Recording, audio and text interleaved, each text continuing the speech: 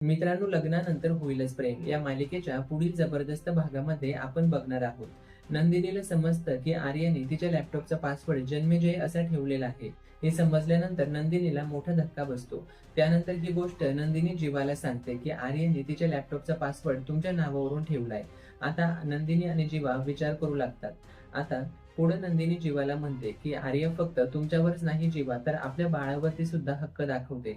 आता नंदिनी आणि जीवा विचार करू लागतात की आर्याच्या मनात नेमकं काय सुरू आहे आणि तिला नेमकं करायचंय काय. तिकडे पार्थने ऑफिसमध्ये काम करता करता बाळासाठी छान मोजे विणलेले असतात.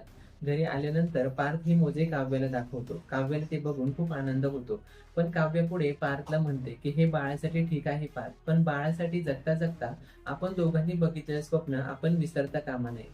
नंतर मानिनी तिकडे नंदिनीच्या कपाटामध्ये काहीतरी शोधत असते. तेव्हा मानिनीच्या हातामध्ये लीगल डॉक्युमेंटची एक फाईल लागते. ही फाईल मानिनी बघणारच इतक्यात जीवा येतो आणि ही फाईल मानिनीच्या हातामध्ये बघून तो खूपच घाबरतो. कारण याच फाईलमध्ये सरोगसीच्या अग्रीमेंटचे ते डॉक्युमेंट्स असतात. आता मानिनी हे डॉक्युमेंट्स बघणार का, हे बघणं रंजकदार असणार आहे. तर ही मालिका बघत राहा आणि अशाच अपडेट्स करिता लगेचच चॅनेलला सबस्क्राईब करा.